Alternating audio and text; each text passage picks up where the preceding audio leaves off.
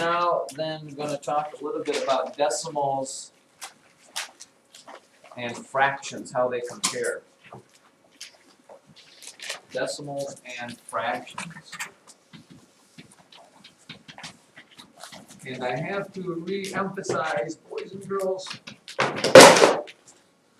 as the books hit the floor, I have to re-emphasize, decimals only work, for right now, they only work when something is cut into tenths and hundredths.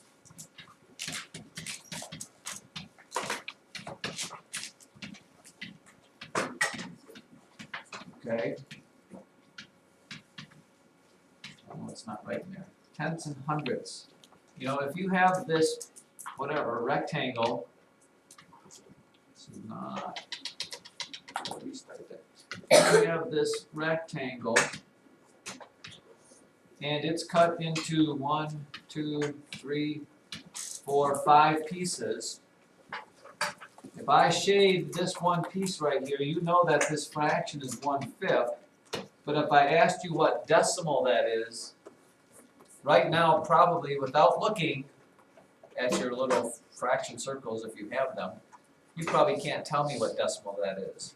And please don't tell me it's 0.15 just because you see a 1 and a 5 there or whatever it is. You don't know.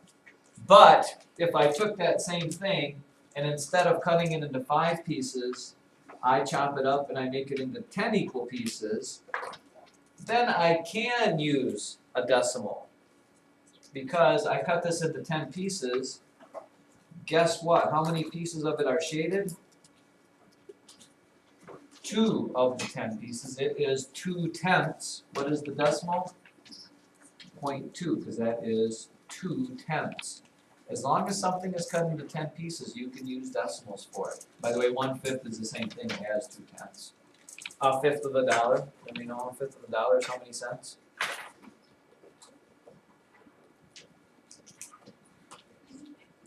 Zach? Nope. A fifth of a dollar is how many cents, Ella? 20 cents. Yeah. Same thing. The same thing here. Here, let's do another one. Take a look. Here's a big one. Watch. I'll do this really big.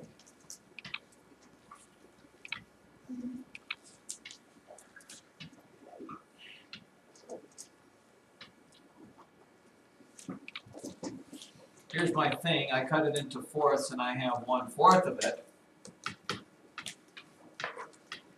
That's easy to do as a fraction, but what is it as a decimal? Don't tell me it's 0.4 or 0.14. Is it cut into tenths? No, so you can't do it. Believe it or not, if I were to take this, and that's why money is a good thing, because if you think of what 1/4 of a dollar is, you actually get what the decimal is that it is. I would actually have to cut to figure this out, I'd have to cut this into 100 pieces, which means I cut each one of these into 25, which maybe I don't want to do. That might take me a while. Guess what the decimal for 1/4 is? If you talk about 1/4 of a dollar, you get the decimal for 1/4, which is, John? 0.25. Yeah, 0.25. I would have to cut that into 100 pieces, and this would cover up 25 of them, because 25 is 1/4 of it. That maybe was a bad example there. So if you have fractions that have tens on the bottom already, 1/10, 2/10, 3/10, 4/10, or if the fractions have 100 on the bottom, 17 over 100, 18 over 100, 96 over 100, you can change those to decimals very easily because that's really what they are. 1/10 as a decimal is, Aaron? Just 0.1. 4/10 as a decimal? 0.4. It's 4/10. That's the tenths place. 1800ths. It's like having 18 cents, 18 out of 100. Joseph, it is what?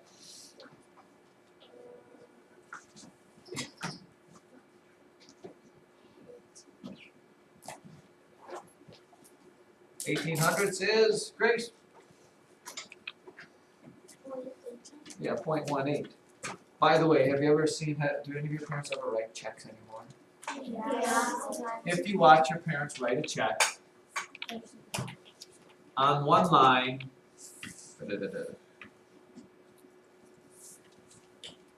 on one line they have to put the box for how much the check is worth. So let's say they're giving you a lofty check of $25.17. What do they have to do on the other line?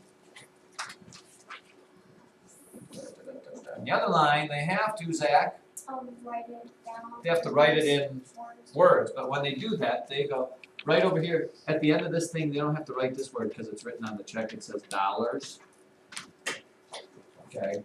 When they write that out, what do they write? They write 25. And they know what they do next. They write the word and. So I've got the $25, but how do I write this decimal, that's 17 cents down there? Does anybody know what they do? Lauren? They write the fractions. Yep. And 17 1/100ths of a dollar, 17 cents, because 17 cents is 17 out of 100 cents of a dollar. So there's your, see how the decimal 17 over 100 is the same thing as the decimal 17 hundredths. So you are always looking for, if you're doing decimals, you know, the book is going to give you a square, and it's going to cut it into guess how many pieces.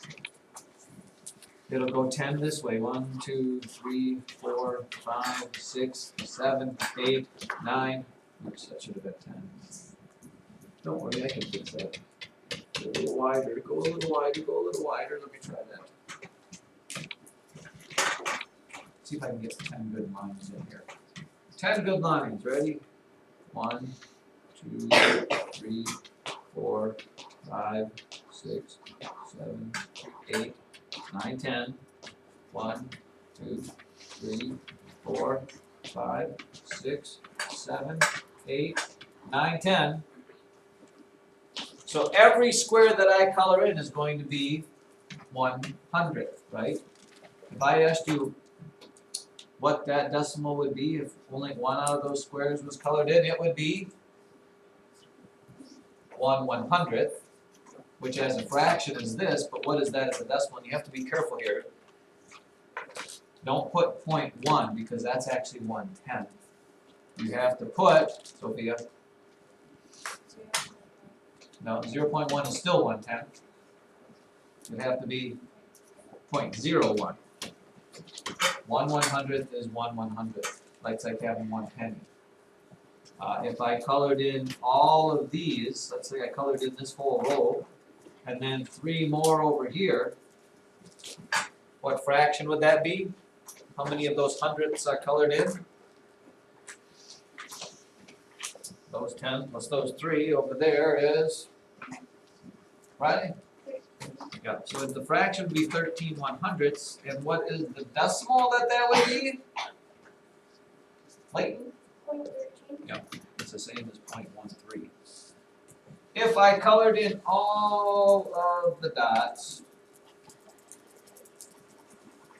all of the squares got colored in except for that very last one. What fraction would that be?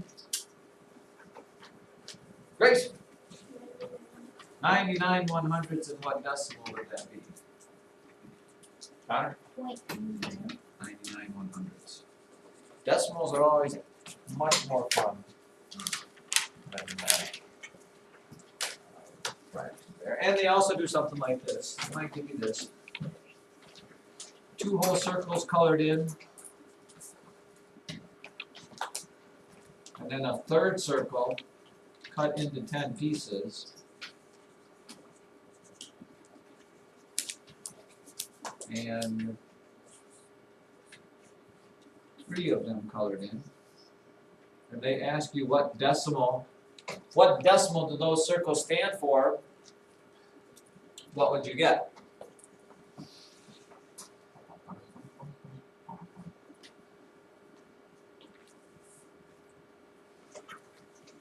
Kind of hard? Nope. These are all colored in. This is a whole number. Here's your decimal. This is the whole number. What's the whole number, Zach Roth? 2.2. Well, I think I colored in 3 of them here. Oh. 2.3. As long as that's cut into tenths, you can do that. If I would only cut it into eighths, it would not have been quite so easy. So, wonderful. I think you'll be good as gold for that.